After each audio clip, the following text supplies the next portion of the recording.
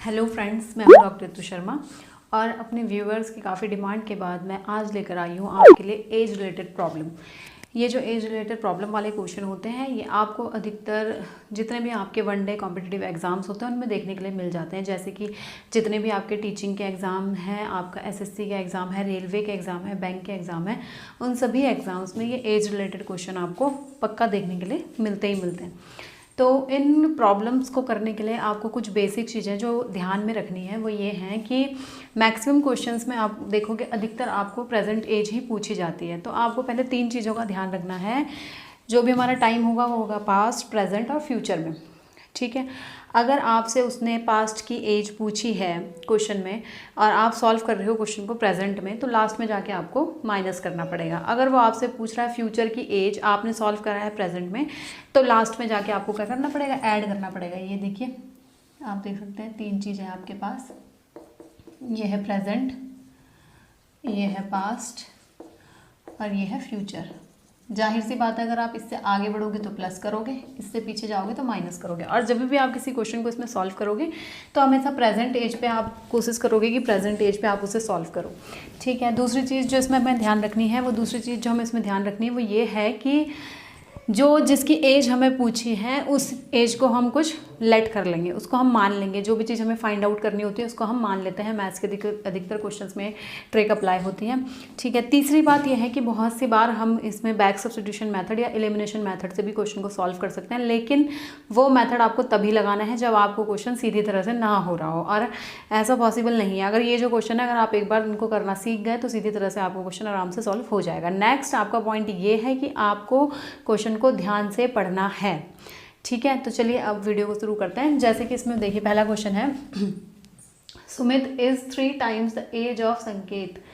जो भी आप सेंटेंस पढ़ोगे पहले एक बार क्वेश्चन को पूरा पढ़ लो। After 8 years he will be 2 times the age of Sanket, find the present age of Sumit. आपको क्या फाइंड करना है, प्रेजेंट एज ऑफ सुमित। तो सबसे पहले आपको जो फाइंड करना है उसे आप लेट कर लो।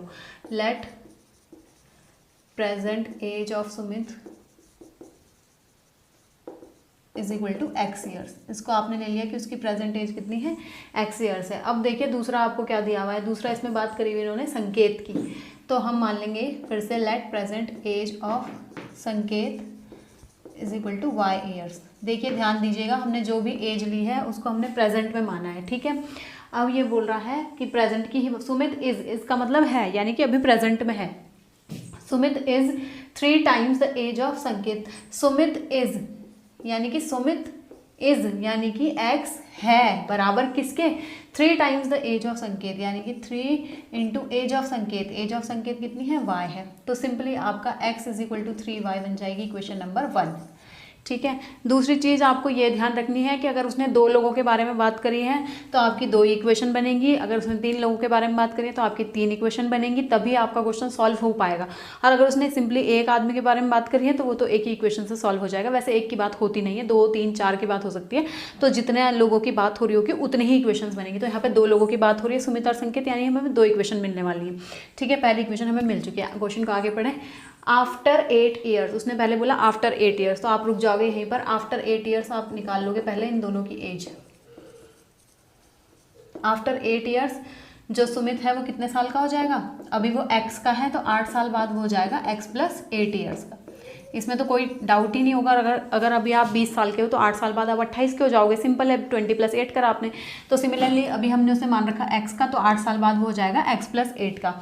और साथ ही संकेत कितने का हो जाएगा, जब आप लगाओगे रूल आफ्टर का या बिफोर का तो दोनों में ही या तीनों में ही जितने लोग होंगे सब पे अप्लाई होगा। ये नहीं होगा कि इसमें तो x + 8 कर दिया और इसमें y + 8 आपने करा ही नहीं। तो संकेत भी क्या हो जाएगा, संकेत जो था अभी वो y का था तो 8 साल बाद वो y + 8 ईयर्स का हो जाएगा। अब क्वेश्चन को आगे पढ़ें।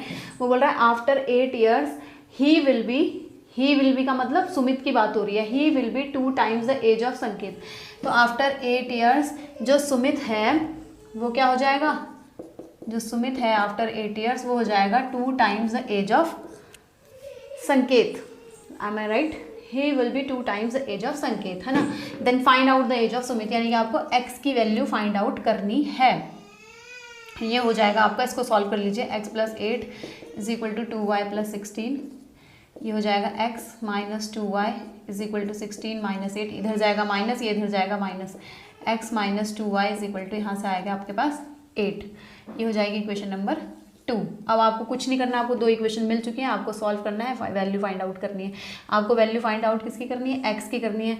तो आप y को एलिमिनेट कर लो तो ज़्यादा बेटर है, यानी कि यहाँ से आप y की वैल्यू निकाल लो। y इज इक्वल टू कितना हो जाएगा? इसको अगर हम सॉल्व करेंगे तो यहाँ से x 3 इधर जाएगा तो अपॉन में आ जाएगा, तो y कितना हो जाएगा? x upon 3। तो हमने इक्वेशन 1 को ले लिया क्या? y is equal to x upon 3। तो y की जगह हम क्या रख देंगे? x अपॉन 3 फ्रॉम इक्वेशन 1 से। y की जगह हमने रख दिया x upon 3 is equal to 8। इसको सॉल्व कर लेंगे, ये हो जाएगा x minus 2x by 3 is equal to 8। 3 LCM ले लेंगे, तो 3 एलसीएम लेने पर ये हो जाएगा 3x minus 2x is equal to 8। 3x minus 2x हो जाएगा x upon 3 is equal to 8, यानी कि x इज इक्वल टू हो जाएगा कितना? 24 ईयर्स। यानी कि इसका आंसर कौन सा हो जाएगा? डी वाला हो जाएगा। तो मुझे लगता है कि आपको समझ में आ गया होगा एक क्वेश्चन से। फिर भी मैं अभी इसके 2 क्वेश्चन और। नेक्स्ट है हमारे पास 4 years ago the age of Sumit was 4 times the age of Tarun. After 3 years Sumit becomes 3 times the age of Tarun. Find the present age of Tarun. तो हमें प्रेजेंट एज किसकी find करनी है? तरुण की find करनी है। तो simply इस बार देखिए मैं आपको और इजी बता देती हूँ कि प्रेजेंट एज ऑफ तरुण हमें फाइंड करनी है। हम तरुण को टी लेके चलते हैं और सुमित को हम एस ही लेके चल लेते हैं। तो प्रेजेंट एज ऑफ तरुण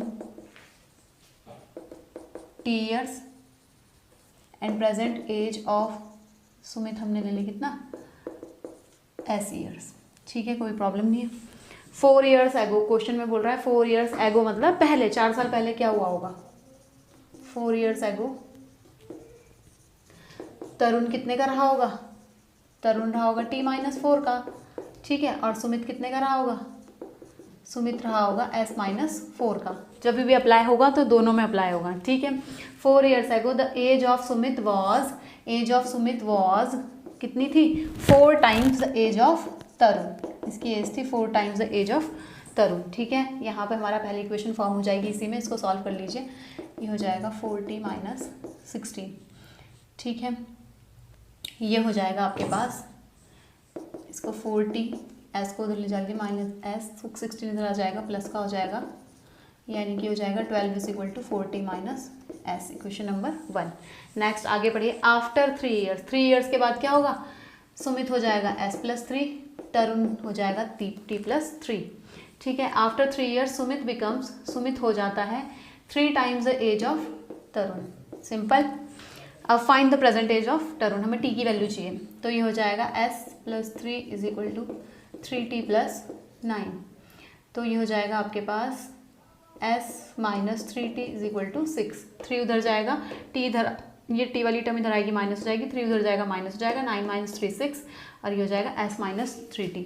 अब हमें क्या करना है? t फाइंड करना है, हमें तरुण की एज फाइंड करनी है, यानी कि हमें s को रिप्लेस, जो हमें फाइंड करना होता है उसको छोड़ के हम दूसरे वाले को रिप्लेस करते हैं। तो हमें t फाइंड करना है तो हम s को रिप्लेस करेंगे, चाहे इस इक्वेशन से चाहे इस इक्वेशन से। अब चलिए अब की बार मैं इससे कर देती हूँ। s इज इक्वल टू आ जाएगा 6 प्लस 3t। ठीक है, वो इक्वेशन 2। अब इक्वेशन 2 की वैल्यू 1 में पुट कर देंगे। ठीक है, तो 1 से फ्रॉम 1 देख लीजिए, 12 is equal to 4t minus s की जगह पे आपको क्या रखना है? 6 प्लस 3t। ये हो जाएगा 12 is equal to 4t minus 6 plus minus का माइनस 3t। ये हो जाएगा 12, 6 इधर आ जाएगा, प्लस हो जाएगा, और 4 3 माइनस 3t कितना हो जाएगा? t, यानी कि t इज इक्वल टू कितना हो जाएगा? 18 ईयर्स। यानी कि तरुण की एज कितनी है? 18 ईयर्स है।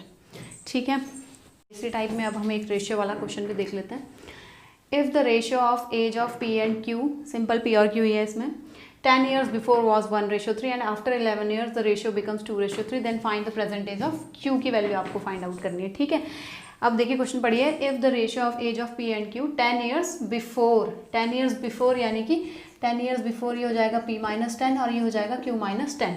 अब रेशियो मैंने P को ऊपर Q को नीचे क्यों लिया? क्योंकि लिखा है ratio of age of P and Q, P पहले लिखा है तो P ऊपर आ जाएगा। ठीक है, 10 years बिफोर वॉज 1:3। ठीक है, एंड आफ्टर 11 ईयर्स क्या हो जाएगा? ये +11 हो जाएगा, ये भी +11 हो जाएगा।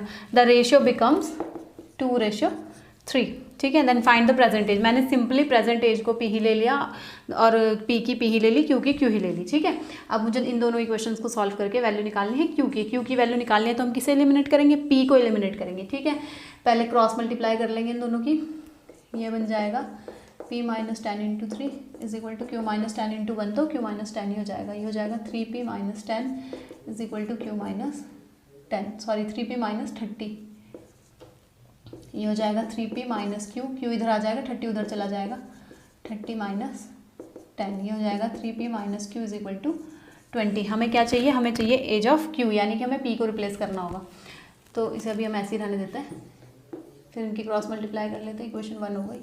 क्वेश्चन 2 में देखिए ये हो जाएगा 3p प्लस 33, सीधे मैंने 3 की इंटू इधर कर दी, इज इक्वल टू यहाँ 2 की इंटू 2q प्लस 22, ये हो जाएगा 3p minus 2q is equal to 22 minus 33, यानी कि 3p minus 2q is equal to minus 11। चलिए अब मैं इसको सॉल्व करने का आपको एक दूसरा मेथड बताती हूँ। देखिए यहाँ पे भी 3p है, यहाँ पे भी 3p है, दोनों इक्वेशंस को माइनस कर दो आपस में, चाहे इक्वेशन 1 माइनस 2 करो, चाहे इक्वेशन 2 माइनस 1 करो, बात एक ही है। ये आ जाएगा 3p minus Q is equal to 20, ये होगा 3p minus 2q is equal to minus 11, minus plus plus, क्योंकि मैंने इक्वेशन को माइनस करा था, माइनस करने पर साइन चेंज हो जाता है, तो ये प्लस का था माइनस हो गया, माइनस का था प्लस हो गया, ये माइनस का था प्लस हो गया। अब ये प्लस का ये माइनस का आपस में कैंसिल आउट हो जाएगा, ये हो जाएगा 2q minus Q is equal to Q, और ये हो जाएगा 20 प्लस 11 31। तो हमें क्या फाइंड करना था, क्यू की एज फाइंड करनी थी, तो क्यू की एज कितनी आ गई, 31 ईयर्स। तो ये थे आज के हमारे क्वेश्चंस, एज रिलेटेड प्रॉब्लम्स। इसमें अगर आपको कुछ समझ ना आया हो तो आप मुझे कमेंट करके पूछ सकते हैं। अगर आपको इसी से रिलेटेड कोई और क्वेश्चन मुझसे सॉल्व करवाने हैं तो आप वो भी मुझे कमेंट करके पूछ सकते हैं। साथ ही साथ मेरी इस वीडियो को जितना भी हो सके अपने फ्रेंड्स के साथ शेयर करें, जो भी कॉम्पिटिटिव एग्जाम्स की तैयारी कर रहे हैं उनके साथ शेयर करें, और इसी तरह के और वीडियोज़ देखने के लिए मेरे चैनल को ज़रूर सब्सक्राइब करें। Thanks for watching this video.